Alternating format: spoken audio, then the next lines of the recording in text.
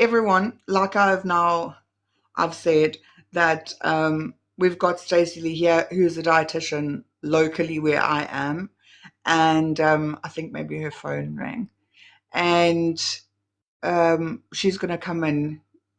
Basically, there's a few questions that I sent her that was a topic of conversation the other day, and she will address those. And then if there's anything that you want to, please feel free to do so in the comments. My moderators will keep checking, and then we can have a discussion after, if that's good with you guys.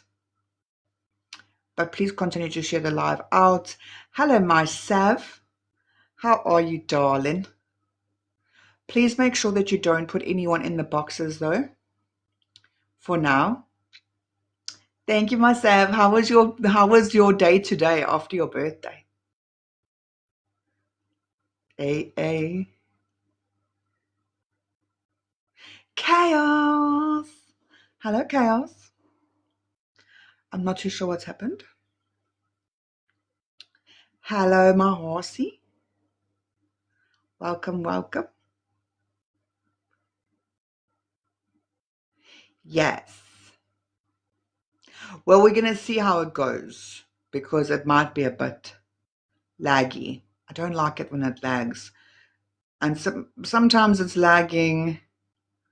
Oh, that's awesome, Sav. Hello, Varis. Hello, Botterbaki. Are you okay there, Stacey? Yes, I'm so sorry. I'm trying to get my stuff that I saved, and if for some reason it just my phone just No worries. That's okay. Odie said there's a storm. There's a storm by you. Yeah, I think the storm's probably going to be coming here. Has the storm hit you guys yet, Stacey? No, not yet. Not yet. We're still okay for now. Yes. Okay, so I basically told everyone how I found out about you through Natalie, and she was petrified. She's like, I don't do social media. That's not going to happen. So now you volunteered after I had to. Well, she basically volunteered you. Yes. Natalie was like, contact Stacey Leigh. So do you mind just introducing yourself and letting us know what you do and what a dietitian is? Because like we spoke about, there's a lot of misconceptions about dietitians. And sometimes they are scary because we know that you're going to tell us that we must eat better. So, okay. So please just introduce yourself and correct us. Okay, so as you've said, my name is Stacey. I am a clinical dietitian practicing on the South Coast, so from Margate all the way into Potchefstroom, and outlying areas like Port Edward, Scottsboro. We do practice there as well. Okay. There's multiple areas of in our field. So we have clinical dietitians, which is what I am. That's where we work in the hospital. We service ICU patients, so some patients that are unable to eat, unable to, so they maybe they're unable to, so we call it a Coma Glasgow scale, where we look at their awakeness. So they have a lower awakeness, and they're not able to be awake enough to eat. So we find alternative ways of feeding them after major, for example, like one of the things is after major gastric surgery. They can't eat, they can't have anything enterally, so we feed them by a vein. So we have that as the one part, which is very clinical and very like hospital based. And then we have in the hospital we also do education, so we would educate patients on disease of lifestyle, dietary changes. We also do that in our rooms, so we do see patients in the rooms where we would also do the same thing, where we do changes of lifestyle or dietary intake, how they can improve their diet. We try not to tell people or tell patients to change completely. We do small changes, but small changes is more sustainable than just changing your entire life. And so small changes is better than trying to change everything all at once, because that's when you fail. Yep. Agreed. Okay, well, that's awesome. Now, so guys, just so you know, she's not here to tell us that we need to eat better just yet. She's going to come back and tell us, the adults. But like the questions that I had sent you, I like this dietitian. Do you? She'll come for you next week. It's the dynamite that comes in small packages. all the like the specialists and the doctors and the physicians and the dietitians, occupational therapists, physios, all the small ones are the ones that really get you going. Hello, Ronald. After Easter. After Easter. You see, do you know Tennille, the therapist, the physiotherapist? Yes, I do know her. I love Very much the same. Tennille. I love her. Love, love, love. But boy, oh boy, can she get you properly. But she's awesome. Hello, Alpha. Welcome in, guys. Okay, so just to start with a few of the questions that I don't want to do this back and forth, back and forth. You can talk however you want to speak, whatever is easy for you to speak. If do you want me to ask the questions, or are you happy just to talk? So I can just go ahead with the question that you did have for me, and then from there we can just talk. Okay, so you want me to start? Okay, perfect. Yeah, please. Okay, so I know that you mentioned there was lots of things that you mentioned in your questions, and we'll start with the first thing that you asked is what are the key nutrients for growth and brain development. So we want a balanced diet. There's not one nutrient that's more important than another. We want a balanced plate. And what this does is it makes sure that we sustain in each part of the body holistically. Okay, but things that we can maybe focus on is protein, and this helps with growth. Obviously, you know that kids, especially neurodivergent kids, some of them are not as active, depending on where on the spectrum they lie, and they would require more protein. And we get our proteins from things like our eggs, chicken, our meat sources, beans, legumes, chickpeas, any of our dairy products. These are all very important in providing our protein to our diet. Okay, so they need to make sure that every meal has protein. Okay, we also need healthy fats. This can be difficult, especially with picky eaters, but with all of the suggestions I'm going to make, I am going to speak about picky eating a little bit later on in the talk, and how we can get the foods that we are speaking or are suggesting, how we can get them to have it.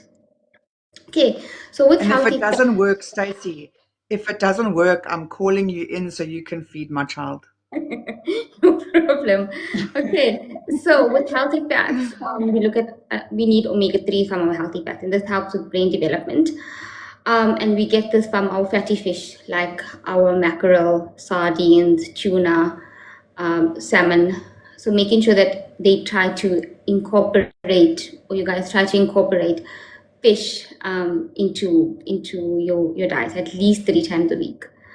And then you can also get it from chia seeds and flax seeds, but obviously fish is the first option. Okay, and then we want to also make sure that we're having sufficient iron in our diet. This helps with concentration and increasing the kids' energy, their energy levels. And we get this from our meats, our red meats, our lentils and spinach. However, with lentils and spinach, they aren't available readily for the body to absorb. So best is always red meat for iron intake, as well as things like chicken liver, beef liver. Okay, another important nutrient is zinc, and this helps with immunity and growth, and we get this from our meats. So any of our meat proteins, our lamb and beef, as well as, again, the chia seeds, flax seeds, sesame seeds, any of the seeds. Okay, and then we also need iodine, and this is for brain development. But we don't have to worry too much about iodine because most of our salt is iodized in South Africa. However, if you are someone that is using things like Himalayan salts and all the fat salts, they are not iodized. So be very cautious when using those salts. I myself don't recommend those salts because they're just expensive, and they don't, yes, they do have minerals, but in such small amounts. For you to get the benefit, you need to have such large amounts, and it's obviously salt is not good overall. So I would recommend just doing normal. Why do people say you must rather just have Himalayan salt? Is it just It's a fad. thanks, Nantal. Is it just yeah, I was gonna say. Just a fad. It's just something. It's gonna phase out. Like everything else that has come onto the market, it phases out. So there will be a time where it is phased out. But normal iodized salt perfectly fine. Normal table salt. Okay. 90 rand. And your normal table salt is like 15 rand, I think, for the packet of 500 grams. Yeah. So you're saving a lot more money and you're getting a lot more nutrients from normal salt. As I said, Himalayan salt does have extra minerals, but in such small quantities that it doesn't. It's not. Yeah, I don't see the. It's not worth it. No, it's just pink. It's just pink. Maybe if you like pink food, maybe. Okay. Also we look at vitamin D and calcium as one of the nutrients that we do need. Okay, and this helps with bone strength and bone growth. But we can get this from vitamin D from sunlight, and of course we get a lot of sunshine, so that's good. But like with kids that don't like to be outside, don't like the outside, they're a bit more sensitive to being outside, then look at having a vitamin D supplement for those kids, or have maybe a schedule for the kids to have. The best time to be outside for vitamin D is at 12 noon, where the sun is shining the brightest, and having a bare tummy facing towards the sunlight. So if you maybe have a schedule and tell the kids, listen, you're going to be, and with neurodivergent kids, it's good for them to know in advance. So telling them, okay, this is what's going to happen, and not just bring it on them like as a surprise. But if they prepare, they don't want to be prepared? No, because then he wants to do it now. Okay, so obviously you guys would know your kids. You'd know if they're someone that wants to be prepared or someone that wants to do it immediately when they hear it.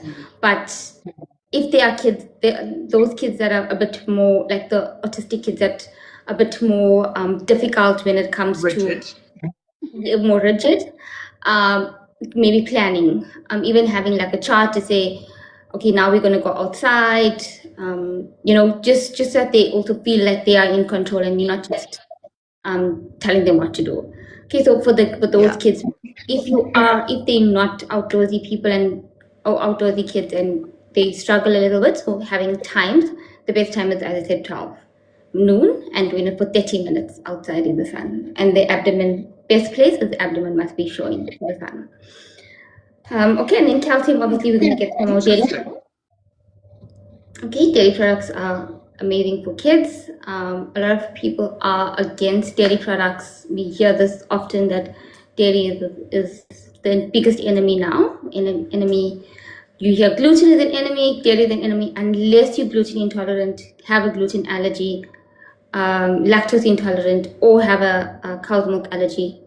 Cow's milk and gluten is fine for kids. Okay, when it comes to dairy products, up until 12 years, we want full cream dairy products for kids. There are some studies, obviously these studies just need to have long-term studies done on them, but there is some talk in the medical field saying that there is a link between low-fat dairy products in kids that are under 12 years who have normal BMI, so normal weight, and a link with diabetes later on in life or in adulthood. So if your kid has a normal BMI, doesn't have any other comorbidities like cholesterol, like an increased cholesterol level, you need to give them full cream milk, not low fat milk. They need the fat. Okay. Okay, so I'm just going to look through the rest of the questions. If I'm looking down, that's why. So just remember. No problem. I've got them in front of me as well. If you want me to No, it's ask fine. you. I have all my researcher, so I prefer just to. Oh, you're nice. Okay, and then so Okay. just remember the simple tip or simple way of saying it is protein, healthy fats, and iron-rich foods daily. Okay, so those three things, making sure that they are daily. Okay, and then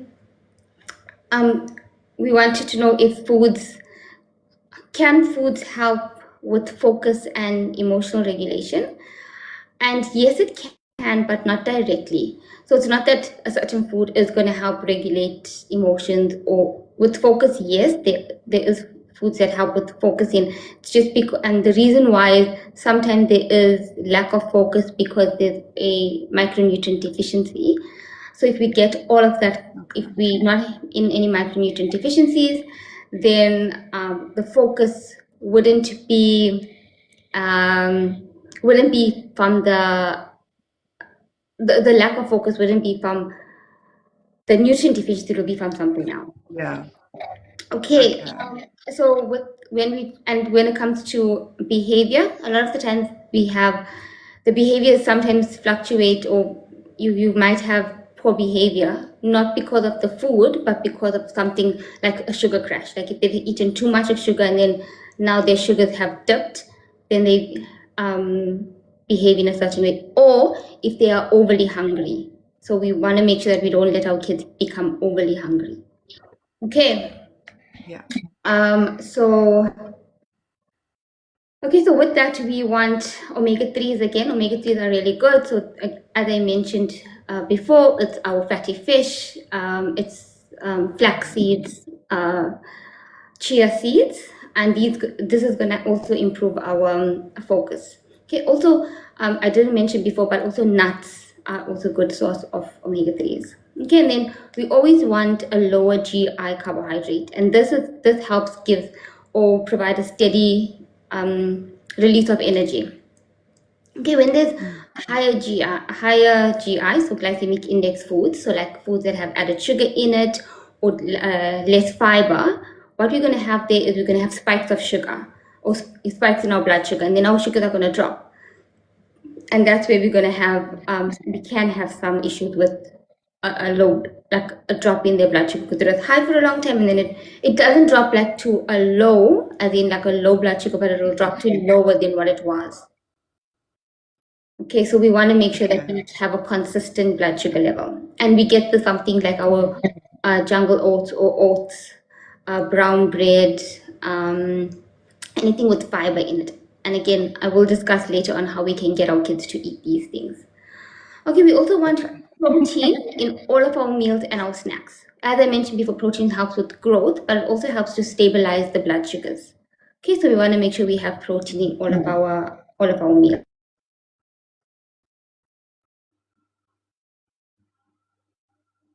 And this also helps with brain development or strengthening our focus, and has also a calming effect. We want to make sure that we have foods that we can do. Bananas are really good, and we can have different ways of eating the bananas. If the kids don't like the slimy texture, we can always add it to certain foods. Okay, and also green leafy vegetables are really good. Green leafy vegetables, if I didn't mention before, but it's also high in iron. But remember what I mentioned about the iron is that it's not all absorbed. So it might be high in iron, but it doesn't all get absorbed. Okay, so we want to make sure that we have a balanced diet. So balanced meal equals balanced food. Okay, so when we have a balanced meal, making sure that we have everything on our plate, protein, vegetables, and carbohydrates, we are going to have better and more stable moods. Okay, again, this is not like these are not magic cures. If the kids are needing certain medications and certain things that the psychiatrist, the doctor has recommended, don't say, oh no, you don't have to do that now because we're having magnesium rich foods or we're having this. No, you continue with your medication. This is just in addition, making sure that we are providing a holistic approach to their Yes. okay. And then some of the foods that or additives that we need to be careful of. Mainly, or the first thing is sugar. We're not saying don't have sugar altogether. Have sugar in moderation. So we wouldn't say now don't give your kid any sweets or any sugary thing, but just have it in moderation. So maybe choose one day in the week or 2 days in the week where you would give your kid a sugary item. And then when you are giving it to him, don't give him the whole packet of sweets. Maybe like 1 or 2 sweets as a treat, and that's it. And try not to use sweets.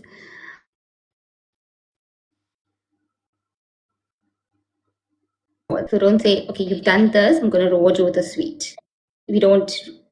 Food is never a reward. It's maybe a bit different with neurodivergent kids, but with kids who are not neurodivergent. With them, what they do is they take that reward system into their adulthood, and then that's where we get obesity and overeating, because you're like, okay, I went to work today, I need to reward myself with a sweet treat. Okay, so we don't do reward with food. Excellent. We also try to stay away from artificial colorants and preservatives, especially tartrazine. Also, highly processed snacks. Best snacks are things that are natural, so like our fruits, yogurts, dairy products, stuff that you make at home. So like even like a muffin or a pancake, rather than buying stuff from the shop. Okay. Yeah. And then is child dependent, because some kids are more hypersensitive or more sensitive to hyperactivity or mood swings when they eat certain food. So just also be cautious with your own kid. What triggers your child? And you spend all your time with your kids and you know exactly what triggers them. Also, it's important to keep a food diary, so you know, okay, so let's say, for example, your kid had a little bit of a mood swing or not feeling the best, and then you just look at it. It's not definitely linked to the food, but just say, okay, the day before, the meal before, he had chocolate. And then maybe the next time he eats chocolate, he behaves in the same way. You can link it. So it's not that every child is going to react the same way. So you have to be cautious and be vigilant with your children, which I'm sure that all parents already are. Okay, and then process of elimination. Yes, that's the main thing. And then also just that food diary, just keep it. So when you go to your healthcare professional, whether it's a dietitian, a doctor, you have that information with you, and it helps a lot. I can speak for myself, and I'll speak for many dietitians, is that when you have that information, forming a plan going forward helps, because all diseases are patient specific. No one feels the same. No one reacts the same way to all foods. We can predict it based on the food and what the food is made up of, but we can't say definitely that's how the food is going to react. Oh, that's how you're going to react to that food. So it's important for you to keep a food diary. Okay, and then I want to talk a little bit about the gut health and behavior. So your gut health is extremely important in every aspect of health. But when it comes to behavior, again, it's not directly linked. It's indirectly linked. The reason why is because when you have an unhealthy gut, what happens is that your body is unable to digest nutrients well. So we want a healthy gut, not because it's going to create good behavior. It's because it's going to result in better absorption of nutrients. Okay. And then how can we create an environment for a healthy gut? One, there's a few things that do support healthy gut, and these are fibers. So we want high fiber always. So that's our fruit, vegetables, whole grains. When it comes to fruit, try and have it with the skin on. Certain kids are a little bit more sensitive to textures. They don't like the texture of maybe this apple skin, pear skin, but again, there's a way around it. So what you can do with the skin is you can puree it, okay? You can also steam it. and make a puree out of it and make fruit strips. So you puree the fruit, okay? It becomes like almost like a jelly. You steam it, you puree it.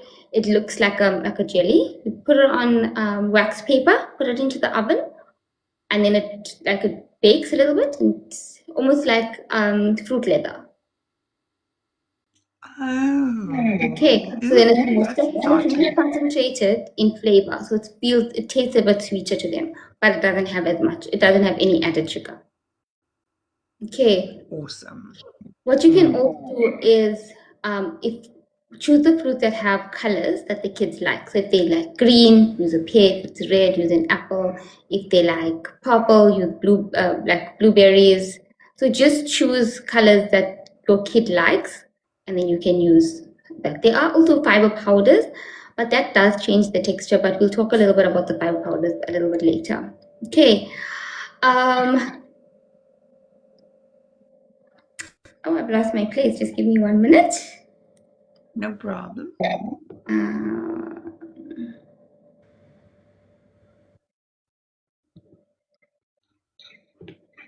Welcome in, everybody. Thank you for all the likes. 18.3K. That's awesome. Okay, so and then sorry about the hold up. Okay, and then we want probiotics and prebiotics. So probiotics you can get from things like your yogurt, mass, any fermented product. And I think that yogurt is the one thing that a lot of kids do tolerate well. If kids don't, you can freeze it. You can make it into an ice lolly or frozen yogurt. Put it into shapes maybe that they like. So if your kid is into dinosaurs, cars, find those shapes. You can find it at any store. Also, this is not a sponsor, but Timo and Shein have a lot of these silicone animal stuff that you can make into the animal product or the animal that your kid likes, or the shape that your kid likes, and it will be more exciting for them. Okay, and then so when it comes to probiotics and prebiotics, you can take a probiotic, especially with kids that don't tolerate the yogurt well. So even if they eat maybe like a small tub of yogurt, they might find that it's not enough of the CFUs. So that's the number of bugs that are in the probiotic. Oh, right. Yeah. Okay. So you can get a probiotic at the store, any brand. All of them are very much the same.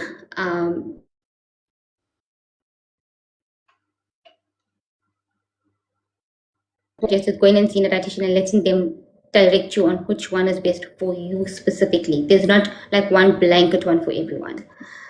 Okay, so what I would suggest is making sure you look at the CFU count. It must be more than 5 billion. Okay. 5 billion. 5 billion. So you'll see the number, it'll say CFU, and then it'll give you the count. It must be more than 5 billion. Okay, a lot of them are 10 billion, but as long as it's more than 5. Okay. Okay, so that's our gut health, is making sure that we have fiber, we are having probiotics and prebiotics, and that can be supplemented.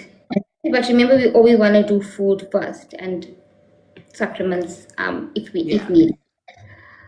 Okay, and then we talk about portion control or portion sizes as your kid grows. Okay, so with our younger kids, we want smaller, more frequent meals. They have smaller tummies, so they can't eat a lot. So what I would suggest you do is just have maybe 8 meals a day, maybe a cup size, depending on how old they are. Again, it's important to see your dietitian to tell you exactly the portion sizes that your kid needs. Every kid is different. I can't definitely, or 2 cups. It just depends on your kid and how old they are.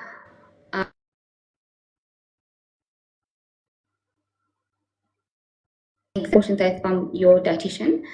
But the simple thing is just as a younger kid needs smaller, frequent meals. As your kid gets older, more larger meals and less frequently. And then just like a handy tip. Okay, their hand size their hands are very good representation of how much they should be eating. So protein, the size of their palm. Okay, carbohydrates, the size of their fist, and then vegetables, 2 handful of vegetables. So the cup, 2 cups, like 2 hand size. Look at this Of comment. vegetables. Odie, we know that is not healthy. 4 burgers. Well done. Just tell Stacey how old Shah is. He's a big boy. And How you old is make he? really nice food. It's a problem that you're making such nice food. 15. He's also on the spectrum. Okay. So also like with kids like that that tend to eat a lot more, it's also important that even with the burgers, what you can do, for example, is just if you make your own burger patties, put in vegetables in the burger patties. So puree in the vegetable, put it into the burger patty. And not only, because if he's having 4 burgers, he can get a full portion of veggies if you put a little in each burger patty. And that also reduces But what about the buns? So then different types of buns. It can be whole wheat buns. 4 is quite excessive. So maybe also what you can do is doing smaller buns, or like they have buns that are not as big. So using smaller buns, or you can make buns with cauliflower. So it might taste a bit. So cauliflower flour. So they do have cauliflower flour. You make your own buns, or rice flour. So you bake your own bun. Hey, Jason. Can I just quickly say something? Chris Leigh, that is in the comments, fascinated with buns. He is our go-to person in the US. He's our lab scientist, who is we are so privileged to have him because he gets us the best medical advice from the best doctors in Dallas. But he has got quite a sense of humor, and that's why he says how much he loves buns. Okay, I see. Okay. My word. Okay, and then so with portion size, it's very important. And just know that appetite fluctuates, and that's normal. So one day your kid might have 4 burgers, one day he might have 1 burger, and that's fine as long as they're not having too little, and they're not having too much all the time. Okay. Okay. Maybe it's a growth spurt, OD. Sorry? I said maybe it's a growth spurt. Maybe. That's it. It's also important to always have these checkups and making sure that everything is fine. Okay, and then another question that you had is plant-based diets safe for kids? Okay, so I wouldn't recommend it. I would, because of the nutrients that kids need. We were talking about iron, we were talking about protein. Yes, you can get them from a plant-based diet, but they're not as available for the body to absorb. Yeah. So I would not recommend it. However, let's say that for personal reasons, for religious reasons, you've decided to become a vegetarian or a vegan, and it's a choice that maybe even your kid has made. There's a lot of planning that needs to go into it. Okay, so the other thing that we need to look at is making sure that that we have protein. Okay, so we make sure that every meal has beans, legumes, chickpeas, soya products. If kids like the soya product, doesn't taste very nice for kids, but if they do like it, then they can add it. But they need to make sure that there's protein in every meal. Okay, if the kids are going vegan and the families are going vegan, even more stricter, because now they can't have cow's milk. With that, we need supplementation, but we'll talk a little bit about the supplement that we need to take. But if they aren't, if they're just vegetarian, a lot of the dairy products, all of the dairy products can provide protein. So you can get a lot of your protein requirements from your dairy products. Yeah. Okay. Another thing we need to look at is our iron, because remember I said that plant iron or plant sources of iron is not absorbed as well. So we want to make sure that it's always taken with vitamin C. Okay. Chika, still you say he loves olives. What is ew? Olives for a child. That's And olives, impressive. there's nothing wrong with olives, so he can continue eating olives. That's I mean, I don't know any child that I know of doesn't eat olives. My nephew eats mushrooms, just raw mushrooms. He eats them like a side salad.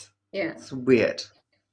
Okay, so with the iron, we always want to make sure that if these kids are going vegetarian or vegan, we want to make sure that they have vitamin C with all of their meals. So vitamin C can be a glass of orange juice, can be a slice of orange after their meal, can be a slice of lemon if they like something more sour or more tangy. So we want to make sure that we have vitamin C with our meal or just after our meal. Okay, Another awesome. thing we need to look at is vitamin B12. Okay, so our food, we need to choose food that are fortified with vitamin B12. A lot of the cereal products do have vitamin B12 in it, so that's good. And then we might have to look at taking a vitamin B12 supplement. With the supplementation, it's important that you go and see a healthcare professional, because I would not be able to tell you what's the dose, because everyone is different.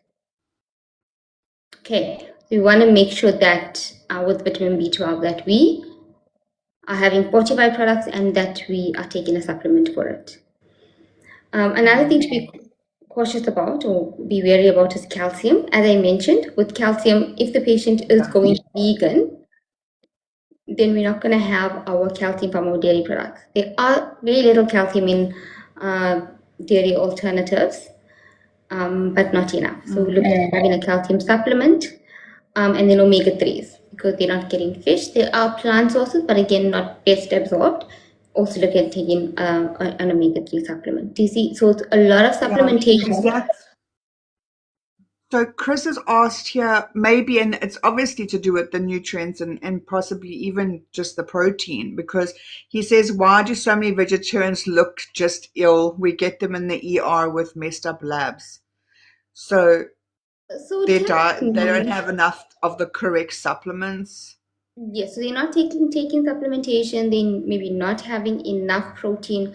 And then remember, even if they're having enough protein, a lot of vegetarians, you'll see they have low iron, because vegetable iron that's in our veg proteins are not as well absorbed. So in order for you to get that amount of iron that you need, you're going to firstly have to eat a lot of it. Yeah.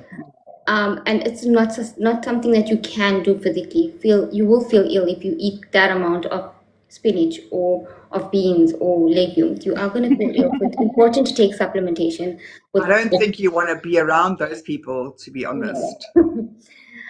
What is this? Oh, yeah, ferritin and iron is bad with slight anemia. Yes, exactly. You and your medical talk. Do you know Okay, what he's saying? yes, so ferritin and iron is a supplementation that they can take.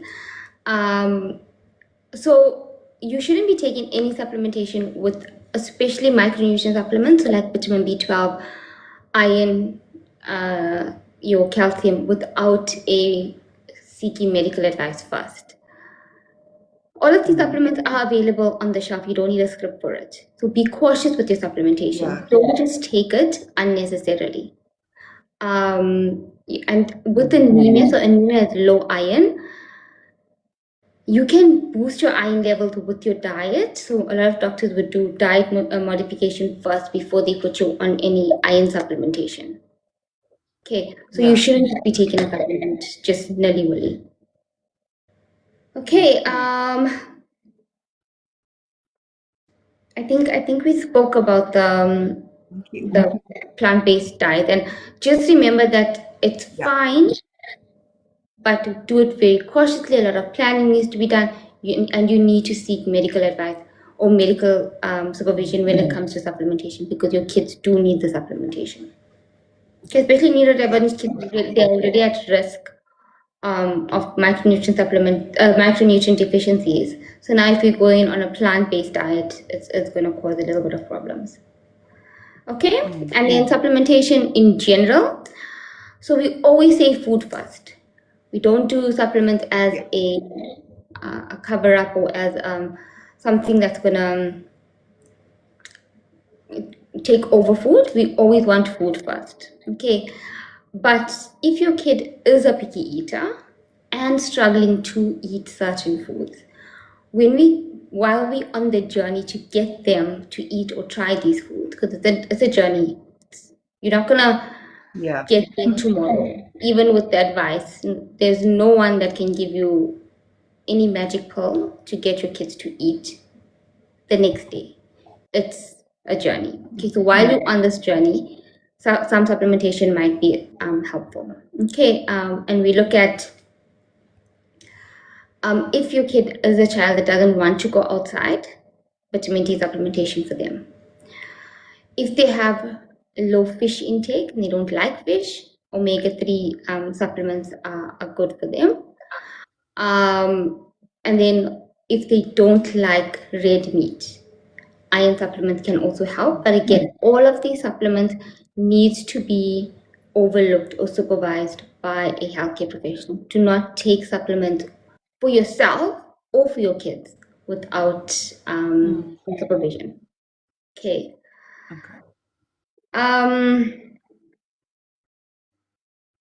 Okay, and then, so when it comes to meal times and sensory differences, okay, so one thing is, as parents, I'm sure all of you know one safe food that your kid likes. One food that your kid will gravitate to, always eat. A lot of times it's something that's bland. So I know a lot of times it's like a plain rice or plain pasta or something that's more bland, some kids. Plain pasta. So have that safe food. Always have that as an option. And then you serve one meal item at a time. Okay. And then whatever the family is eating, try. And some kids are a little bit more difficult sitting at a table. They might not want to sit at a table, but maybe you can. Mine moves around a lot. So, but if the family is together, so even if the kids are walking around or not wanting to sit or sitting somewhere else, if they've seen the rest of the family sit together, they're going to want to be a part of it, but it takes time. It takes consistency. It takes them feeling safe in that environment. Okay, it's important that kids don't feel unsafe when they are eating, so no shouting, no disciplining at a dinner table. Okay, they need to feel safe while they are eating. No kid needs to be shouted at. No, I'm not telling anyone how to parent, but you shouldn't. No, but it's true though. You shouldn't be shouting at your kid to say, "You better finish your food." You know, kids don't have the same reasoning that we have. Especially the ones on the spectrum. Exactly. It's even more difficult for them to reason. Okay, so it's important for you to be a bit patient, which I know that most parents with neurodivergent kids that are on the spectrum are very patient with their kids. But sometimes it gets to a point where frustration does take over when you know your kid needs to eat this and it becomes frustrating. If you are feeling frustrated, walk away, take a breath, come back. Don't try to get your kid to eat while you are frustrated. It's not going to work. Okay. Good advice. When the family is eating, when they see the family eating the same thing, they all are eating together, they will gravitate, and it will take time. It takes up until 15 attempts for them to even try. Okay, Wow. 15. So if you've tried 5 times and it's failed, no, it hasn't. It needs to be 15 times. Crikey. Okay, I'm saying, Like in one go. sorry? Like 15 times in one go or over a period of 15 Over times? 15. They need to see you 15 individual times. Sure, okay. Okay, it takes time. Remember, kids, neurodivergent kids and kids in general think very differently. So they're not gonna imagine when you are trying something new or you are trying to adopt a healthy habit. Yeah. It takes a long time to get that habit, to adopt that habit and to make it part of your daily routine. Kids are very much the same. Okay, kids don't listen to parents to say because I told you so. They are not those kids. So you have to enforce it gently. Okay. You must see all these neurodivergent parents in the comments here. Yeah. Bribery, bribery, bribery. You They guys, feel this is why you're not meant to. I have brought a dietitian on to give you advice. Do not bribe your children with Easter eggs. No, especially after yeah. he's just had 4 burgers. And Ma Baker, we know that you can't handle your alcohol, but you do need it. So you go, girl. Drink your glass of wine because you've got 2 of them. So it's Yo, important that we don't bribe our kids. Okay. Also, don't force them and don't make it the um don't make the table stressful for the kids. They already feel under pressure in so many other aspects of their life, especially neurodivergent yeah. kids. They feel that pressure, they feel that anxiety in a way that we don't or we can't fully understand. So don't make that an added pressure. Make it safe, make it calm, chilled. If they are acting out, don't join in. Don't fuel the acting out. Okay. Mm, okay. And then Moving just along. keep the routine predictable for them.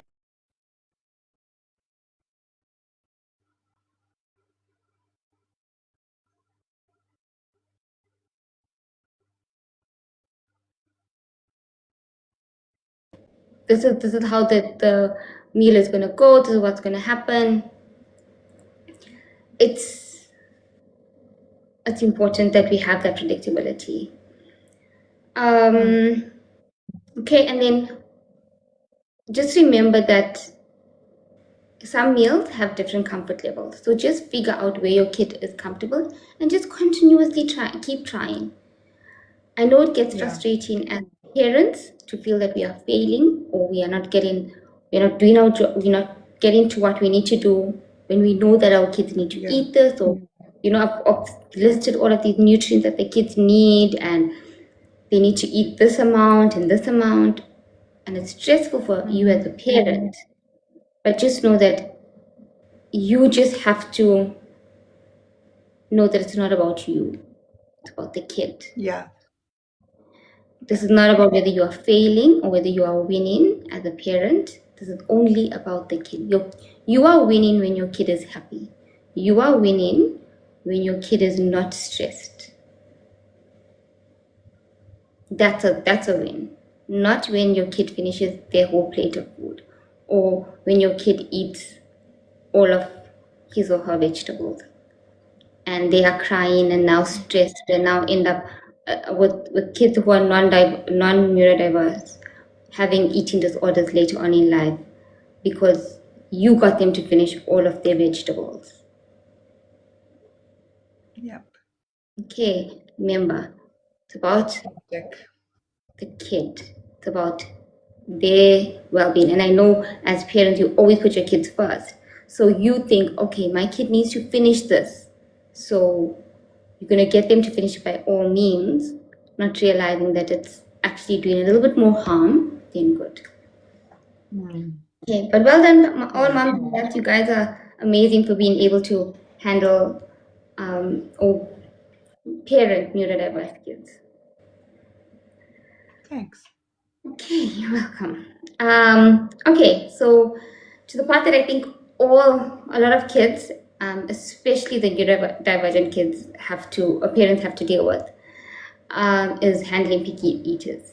Okay, so again, avoid pressure, avoid bribing. Keep offering the same food repeatedly. As I said 15 times.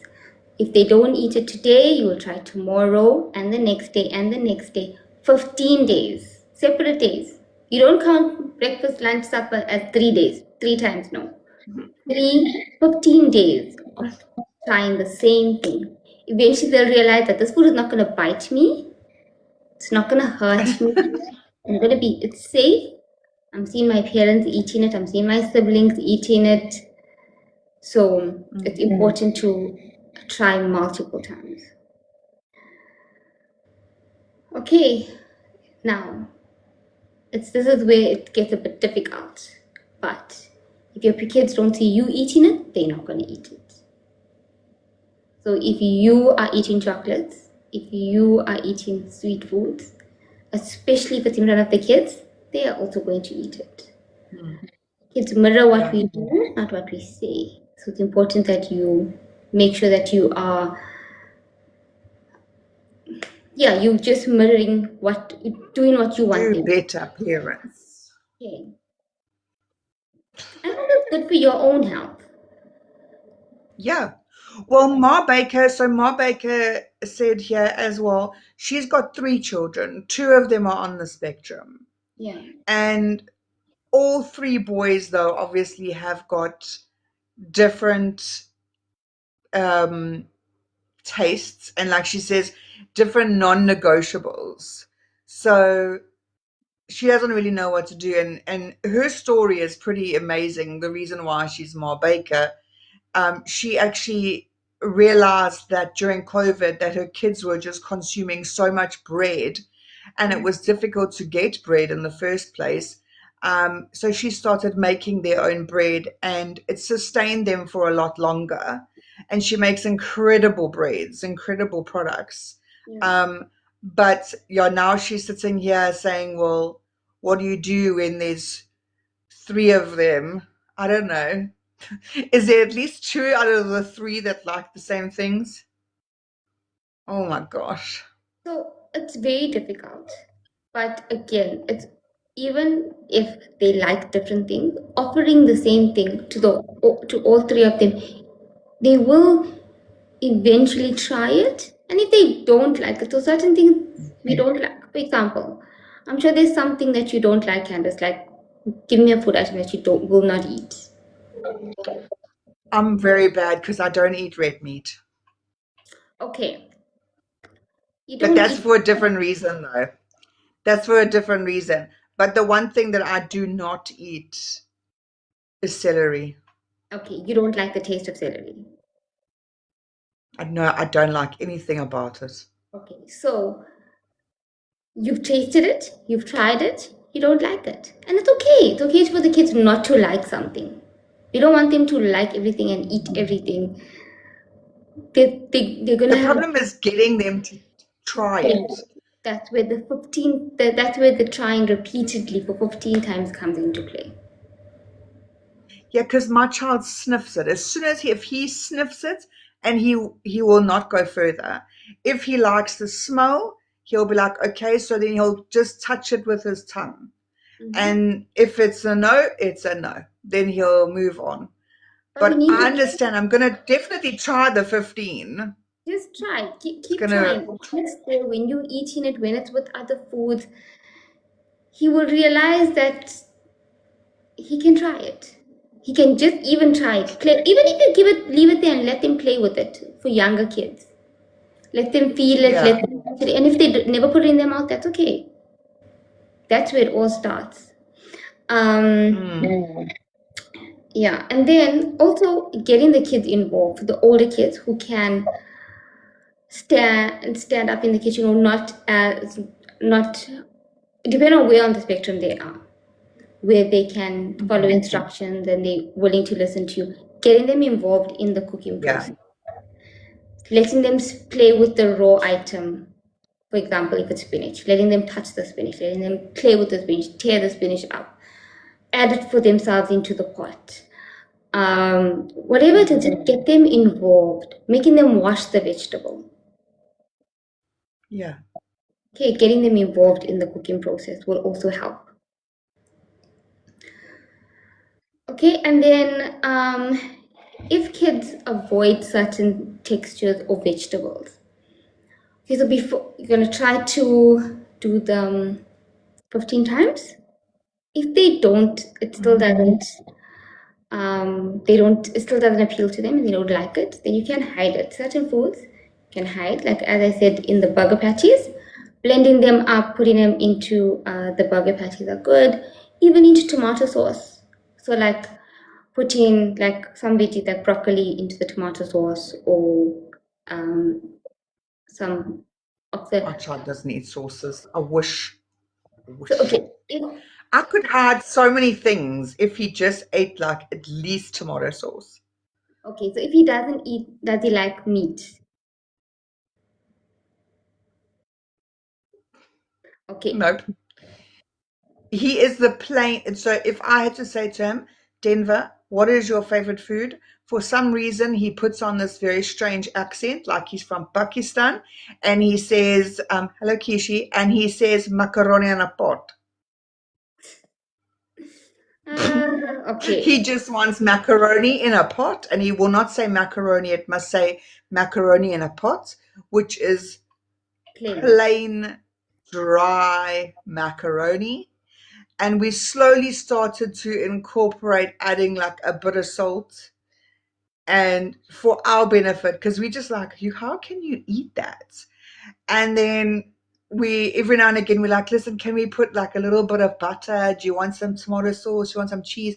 Now he slowly takes a little bit of grated cheese. So we getting there, but if all else fails, it's a yogurt, or he is obsessed with fat cook.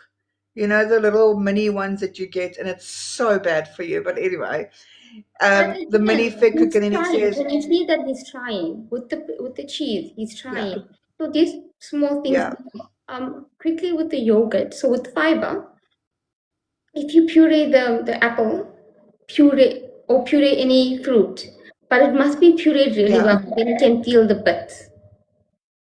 And especially if he's very sensitive, mhm, or very sensitive to textures, he'll feel the bits on his tongue. yes, So puree it like really well and add it to the yogurt.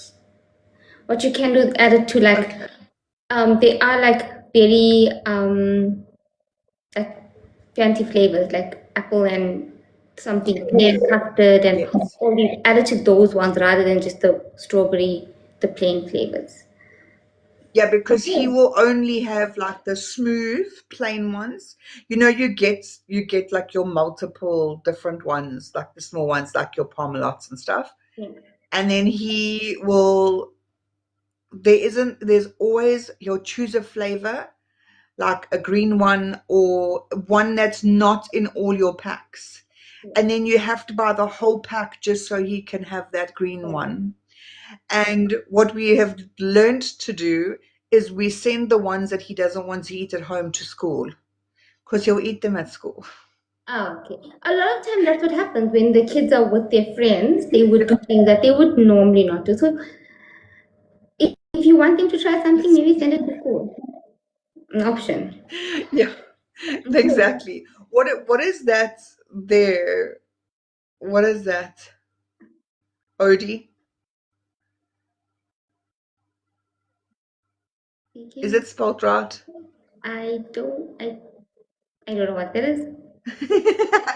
Odie, what you talking about? Yeah, no, no lumpies, Yeah. weirds. Kishi, white sauce. Is that what he's trying to say? Oh my word, my word. Odie, he's trying to be fancy now. Apparently, that's a fancy way to say white sauce. Oh. Okay. So remember that progress is not perfection. So you don't have to think that you are progressing if you are perfect.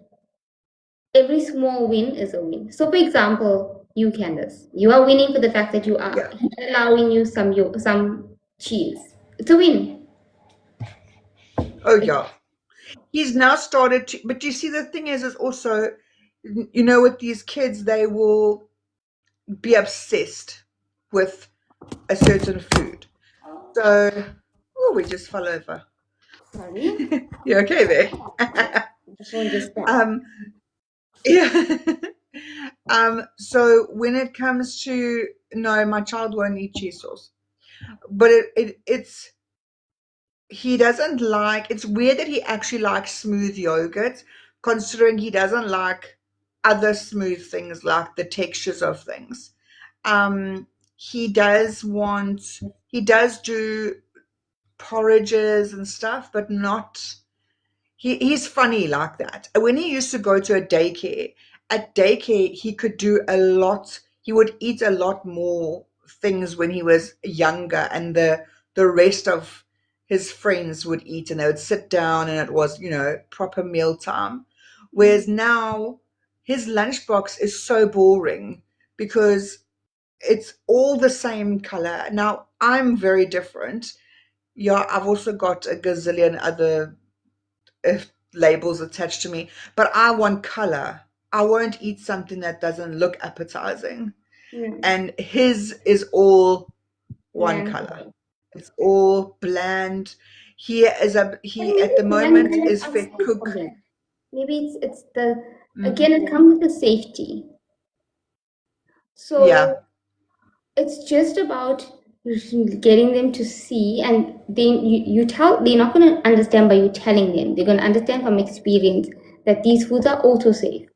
So it comes in with yes. seeing you guys eat it, not telling them you'll eat it, but them Yeah. watching you eat it. Number one. Number two, just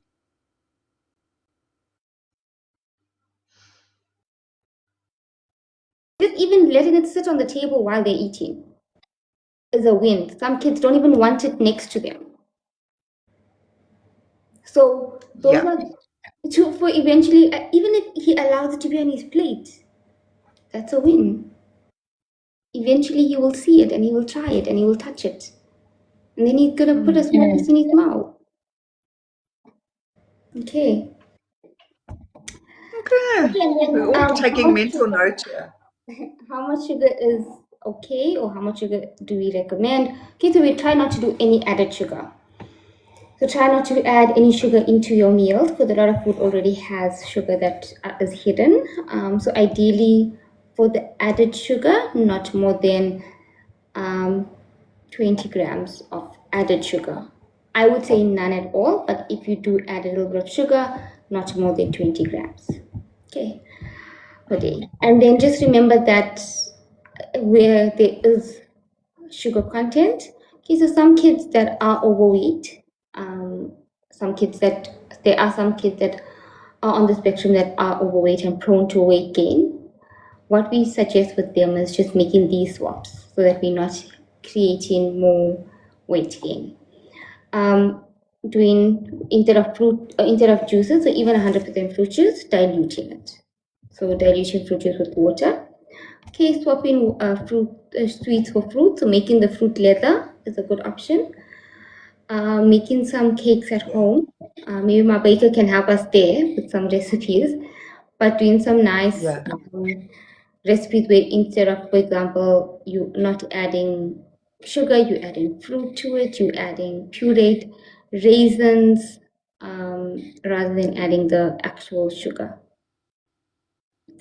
And then sugary cereals, rather using like oats or other cereals. Mealie meal porridge is also a good one. Multibella porridge, tasty wheat. These are all low in sugar, and you can add something in. You can add, like, if your kid likes peanut butter, you can add peanut butter into the porridge to give it some flavor. You can add fruit in, depending on what flavors they like. Okay, so remember, fruit is, we don't ban sugar, we just limit it. Okay. Yeah. And then how can we have a balanced meal that isn't too expensive?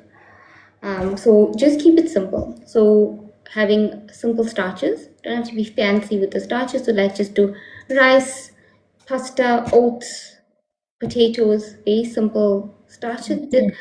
We don't have to have anything, because there's a lot of influencers, you'll see a lot of, especially being on TikTok, you'll see a lot of people endorsing very fancy things that are very expensive Yes. and don't have any benefit for their expense. Okay, so normal rice, oats, potatoes, your normal starches that you get at the normal supermarket, that isn't too expensive. Even the one that's on, there's no fancy one. You can get the store brand, you can buy the cheapest one, they're all the same. Okay, and then keeping your protein also very, very simple. Excuse me.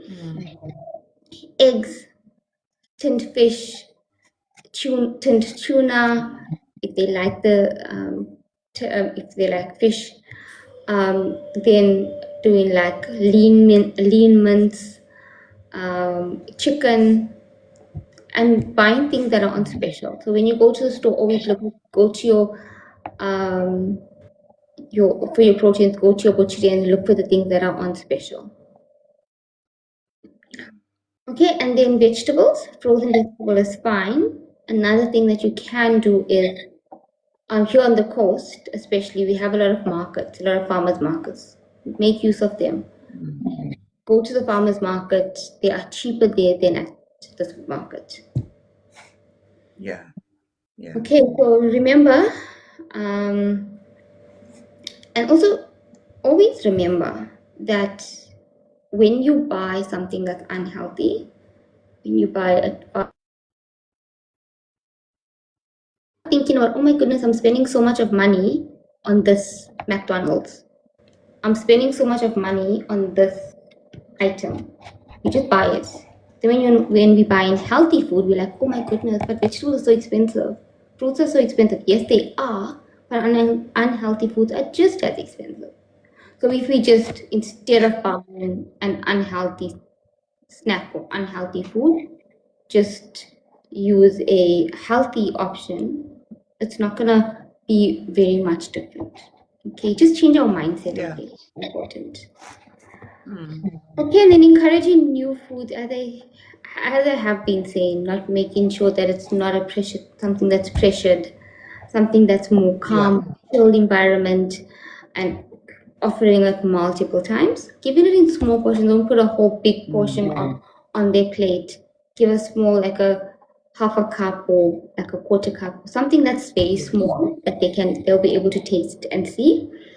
And then again, making sure that if they like color, put color. If they don't like color, add one color at a time. Don't make it too overwhelming. Don't try too many things at one time. Okay.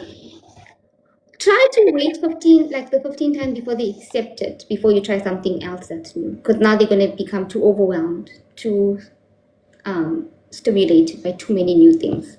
Yeah. Okay, and with a new food item, try changing the shape. So just change the shape of the food. If they prefer cylinders, if they prefer like different, just see whichever shape they prefer. Okay, and then as I said, it takes about 15 exposures for them to actually even interact with it. So that's normal.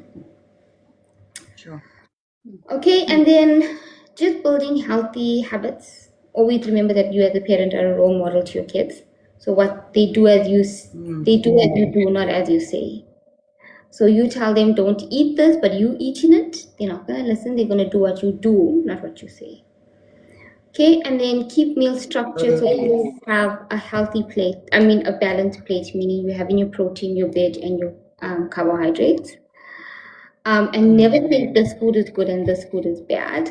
This is going to create unhealthy eating of food relationships for them. So we don't want good or bad food. Remember, we are raising healthy eaters, not perfect eaters.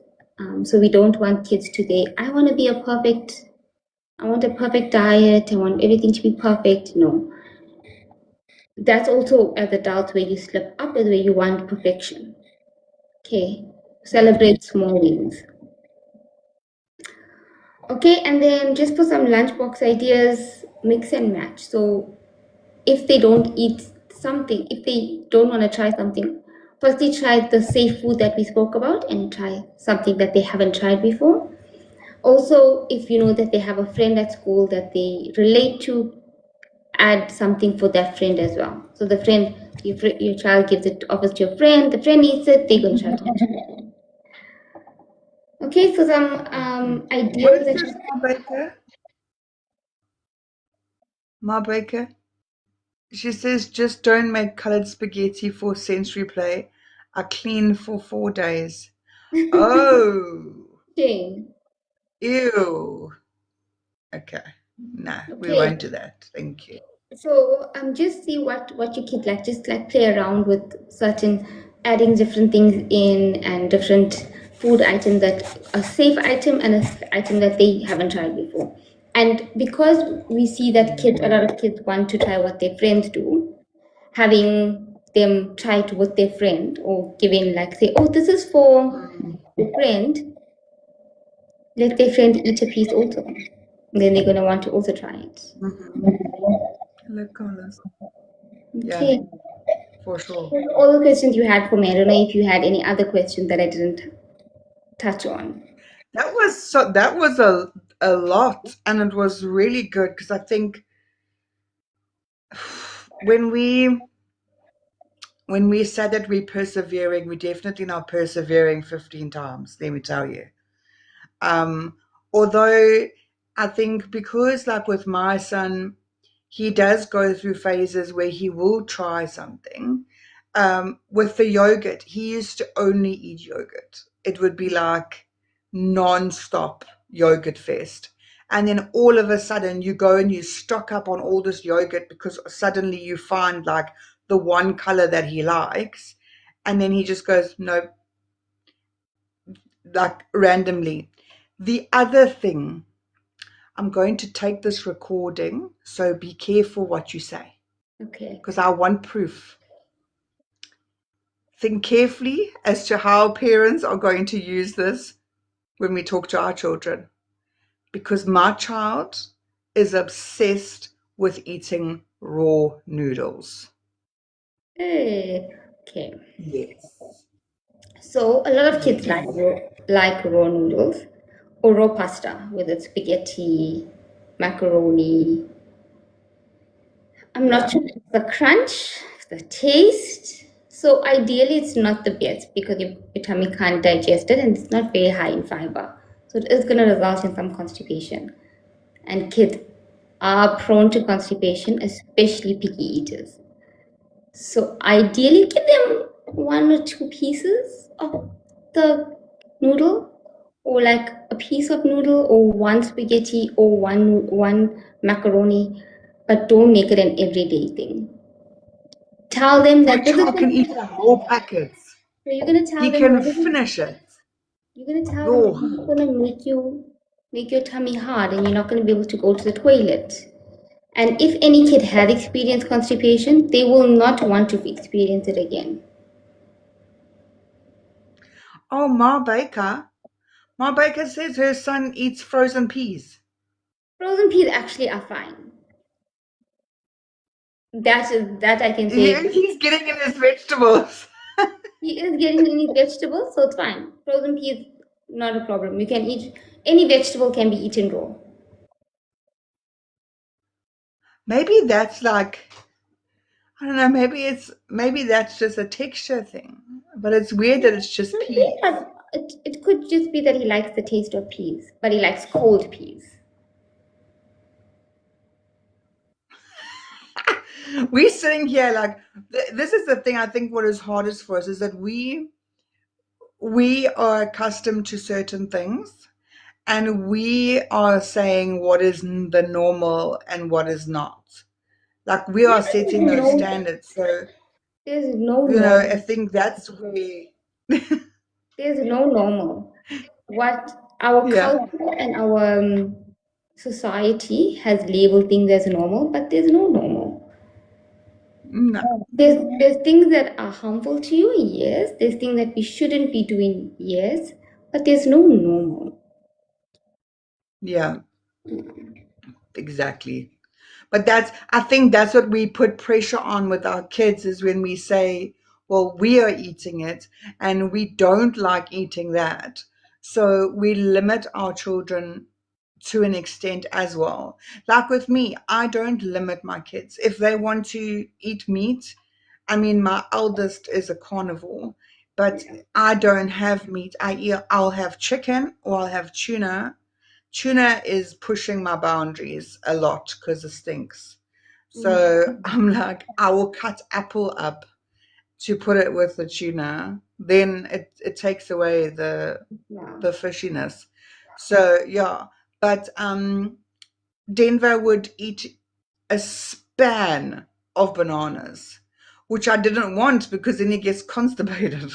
Yeah. But So bananas are not high in fiber, so it can cause constipation. However, what you can do is make does he like the taste of bananas? The text like what does he like? Do you think it's the taste? I don't really know because I cannot handle the texture of bananas. And it, like, when you hold it and it goes all squishy, ugh, he will still eat it like that. So it can't be the texture. I think it's just maybe he likes them, but he will eat them all the time and then he will stop. So it's not a consistent thing either. Oh my gosh, Odie.